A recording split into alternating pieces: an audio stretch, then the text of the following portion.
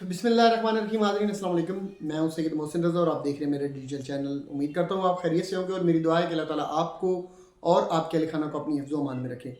खबरें मेरे पास आपके लिए बहुत ज़्यादा हैं, लेकिन कुछ चीज़ें चीज़ें जो है इस वक्त आपसे मैं डिस्कस करूँगा। सबसे पहले तो एक अच्छी खबर है कि पाकिस्तान के जो रवायती हरीफ भारत, उसने घुटने टेक दिए हैं।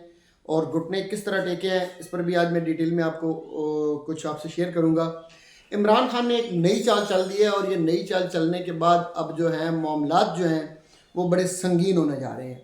इससे अब लगता ही है कि अब पाकिस्तान तहरीक इंसाफ ने जो अपनी अगली पॉलिसी बना ली है, वो पॉलिसी इतनी इस वक्त संजीदा किस्म की है और उस पॉलिसी में अब इतनी स्ट्रेटजी इतनी कमाल की है कि अब मुस्लिम लीग नून के बिलखुसूस हवास बख्ता हो चुके हैं और वो आपको नज़र भी आ रहे होंगे।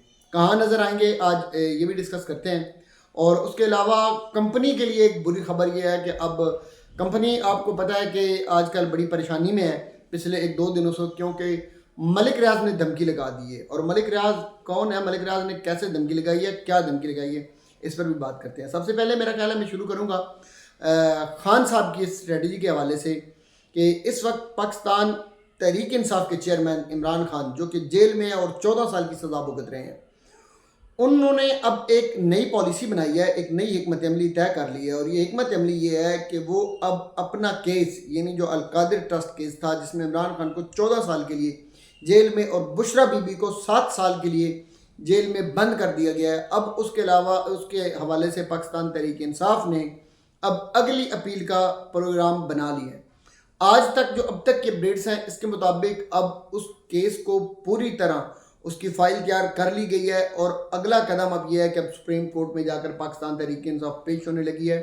आपको अगर याद हो तो मैंने आपसे कहा था कि ये जो फैसला सुनाया गया है ना, ये फैसला दर हकीकत इमरान खान साहब की रिहाई का सबब बनेगा। जो इससे पहले एंटी करप्शन कोर्ट ने जो फैसला सुनाया था, मैंने आपको बताया था कि मुझे ये लग रहा था बहरहाल कि इस फैसले में इमरान खान साहब को एक रास्ता दिया गया है निकलने के लिए। और शायद ये भी इसीलिए दिया गया था कि लोग ये चाहते थे या इस्टेब्लिशमेंट ये चाहती थी कि इमरान खान के साथ मुज़ाकरात का दरवाज़ा कम अज़ कम खुला रखे। और वो दरवाज़ा अभी खुला भी है, वो बंद भी नहीं हुआ।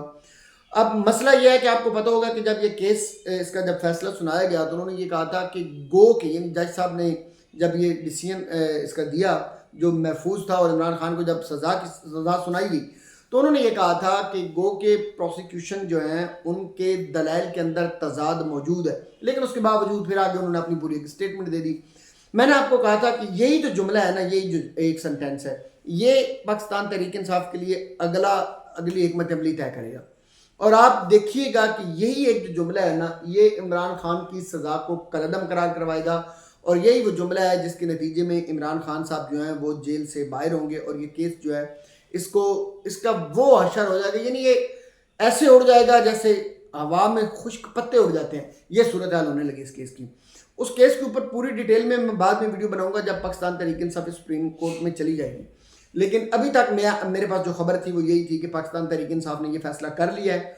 और अगली बात मैंने आपको बता दिया है कि यही वो एक चीज़ होगी जिस पर पाकिस्तान तहरीक इंसाफ के वकला जो हैं वो जोर देंगे और इसी चीज़ को बुनियाद बनाकर इमरान खान साहब की जो है रिहाई वो कंफर्म की जाएगी। आपको पता होगा कि पाकिस्तान के अंदर अब चैंपियन ट्रॉफी का जोर शोर है और चैंपियन ट्रॉफी के लिए इंडिया बड़े दिनों से अपनी नई नई चीज़ें कर रहा था और उन चीज़ों के नतीजे में ये कभी वो कह रहे थे हम पाकिस्तान जाएंगे नहीं, कभी वो कुछ कहते थे। एटलीस्ट उन्होंने ये डिसीजन दिया कि पाकिस्तान में जाकर हम चैंपियन ट्रॉफी नहीं खेलेंगे और एक एग्रीमेंट तय हुआ। उस एग्रीमेंट के तहत इंडिया ने ये कहा था कि पाकिस्तान इंडिया में आकर कोई ट्रॉफी नहीं खेलेगा, बल्कि वो किसी न्यूट्रल जगह पर खेली जाएगी और इंडिया पाकिस्तान में जाकर कोई नहीं करेगा। तो ये दोनों स्टेट्स के लिए काबिल कबूल था। फिर एक नया काम किया जो इंतहाई भूंडा। मैं हमेशा एक चीज़ कहता हूँ कि आपके जो खेल और ये जो मामलात है ना, आप ग्राउंड में कभी भी सियासत को लेके नहीं आना चाहिए। पॉलिटिक्स आपकी अलग चीज़ है, इंटरनेशनल लेवल पर स्टेट्स के दरमियान रिलेशनशिप भी एक अलग चीज़ है।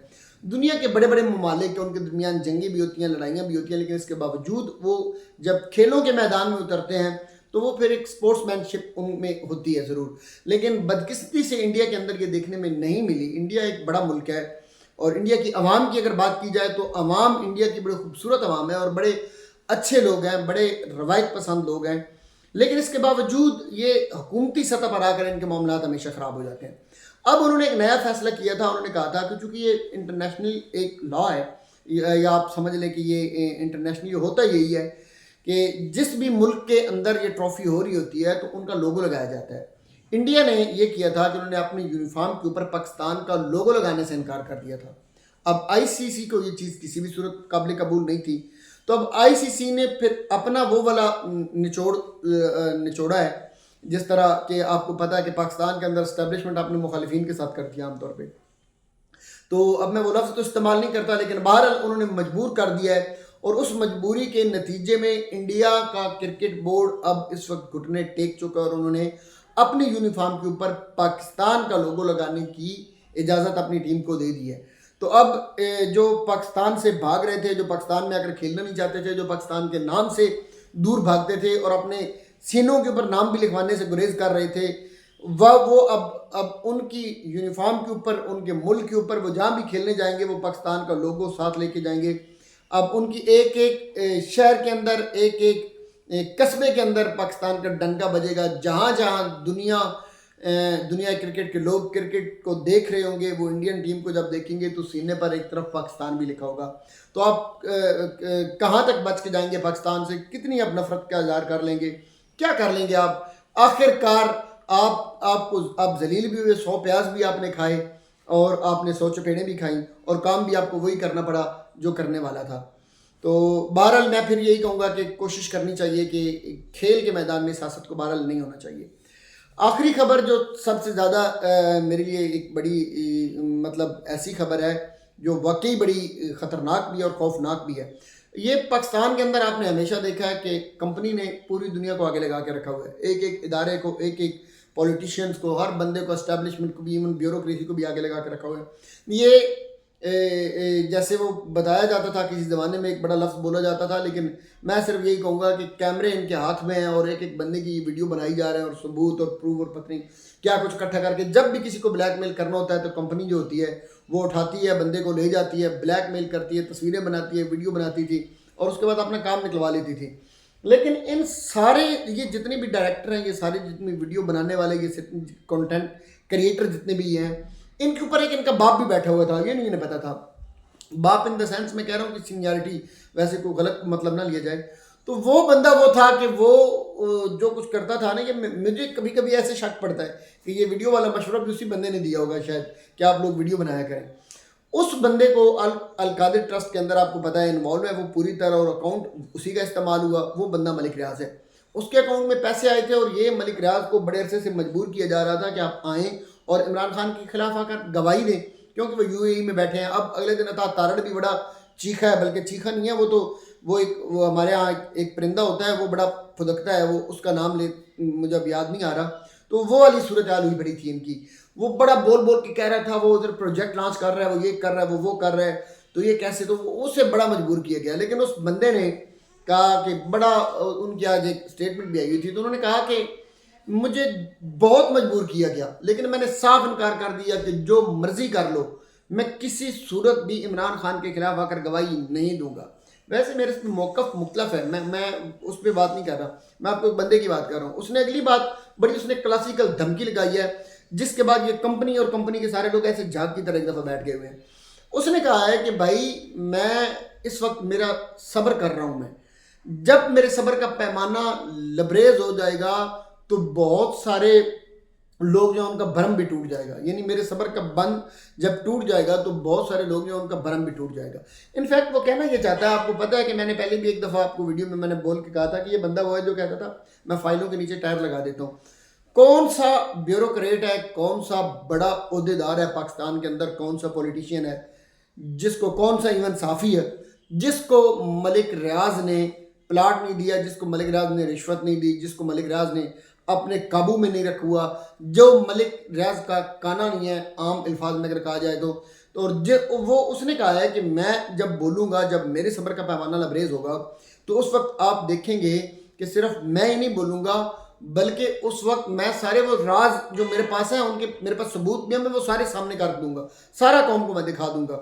اب اس کے بعد کمپنی اور کمپنی کے لوگ اور یہ سارے پولیٹیشین بھی ایون یہ تھر تھر کانپ رہے ہیں، کیونکہ یہ ٹرائی اینگل ہے پورا القادر ٹرسٹ۔ اس کے اندر آپ جب ڈیٹیل میں جائیں گے تو یہ بڑی ڈیٹیل، اس میں نون لیگ بھی پھنسے گی، اس میں تحریک انصاف نہیں پھنسے گی، اس میں پیپل پارٹی بھی آئے گی، بڑے لوگ آئیں گے۔ تو وہ کہہ رہا ہے کہ میں جب بولوں گا تو میرے صبر کا پیمانہ لبریز ہوگا، تو پھر بہت سارے لوگوں کا بھرم جو ہے وہ بھی ٹوٹ جائے گا۔ تو اب اس کا اثرات ایسے مرتب ہوئے ہیں کہ آج آپ نے ایک پروگرام ٹی وی شو میں دیکھا ہوگا، بول چینل کا ایک ڈاکٹر فضا خان کے ساتھ ایک شو آتا ہے جس میں اختیار ولی اور ساتھ پنجوتھا صاحب تھے، اپنے نعیم پنجوتھا صاحب، نعیم حیدر پنجوتھا جو پاکستان تحریک انصاف کے ہیں، ان کے درمیان ایک جھڑپ بھی ہو گئی ہے۔ اس پہ گو کہ میرا یہ خیال تھا کہ اصل میں تو یہ ان کے اعصاب ہیں، یہ اتنے ڈرے، اتنے سہمے ہوئے ہیں، یہ اتنے تڑپ رہے ہیں اندر سے، ان کے اوپر خوف طاری ہے، اور یہ غصہ، یہ کراہت، یہ اندر سے ان کا خون جو ہے نا وہ اب وہ کھول رہا ہے کہ کوئی ایسا یہ پکڑا کیوں نہیں جا رہا، ہمارا شکنجہ کیوں نہیں قابو آ رہی، کسی بھی طریقے سے یہ ذلیل کرنے کے چکر میں ہے۔ لیکن جب ان کا بس نہیں چلتا تو وہ اندر سے پھر ان کے اعصاب جو ہے نا وہ دم توڑ جاتے ہیں، اور وہ جب ساتھ دینا چھوڑ جاتے ہیں تو پھر یہ حملہ آور ہو جاتے ہیں۔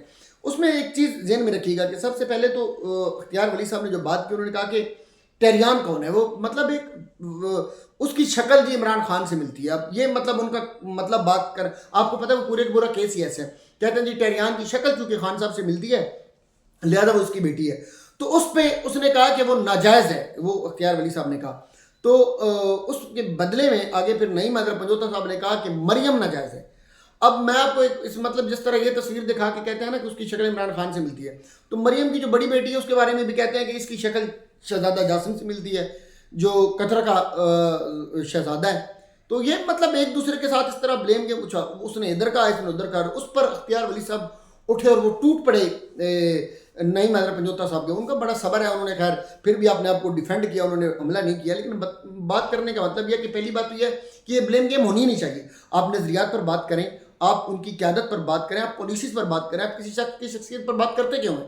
پھر اگر وہ کیس ہے تو ٹھیک ہے، عدالت جانے، وہ جانے، آپ معاملے لگتے ہیں اس کے، وہ ٹیریان جانے، عمران خان جانے، اور ان کے باقی لوگ جانے۔ تم کون ہوتے ہو یہ باتیں کرنے والے؟ جب تم اس طرح کی بات کرو گے تو پھر مریم نواز کی کیا تھوڑی باتیں ہیں؟ پھر لوگ کہیں گے بھائی یہ بھاگ گئی تھی، پھر لوگ گراج والی باتیں بھی کریں گے، پھر ساری باتیں ہوں گی، پھر تو کوئی نہیں بات۔ پھر آپ دوسرے جب وہ یہ بات کریں گے تو آپ برداشت کرنا بھی سیکھیں۔ اب دوسروں پر الزام لگائیں گے تو وہ بھی، لیکن مسئلہ یہ ہے کہ اصل میں یہ آپ لوگ، آپ کے اعصاب ساتھ چھوڑ چکے ہیں، آپ کو ادھر سے بھی پریشر آ رہا، ادھر سے بھی پریشر آ رہا، آپ کی اب بن بھی نہیں رہی، ادھر ملٹری اسٹیبلشمنٹ کے ساتھ بھی آپ کی اب چپلیں شروع ہو گئی ہے۔ تو یہ ساری چیزیں جو ہے نا یہ اصل میں رویہ دکھا رہی ہیں کہ اب آنے والے وقت میں جو ہونے لگا ہے وہ آپ کے لیے کتنا خوفناک اور خطرناک ہو رہا ہے۔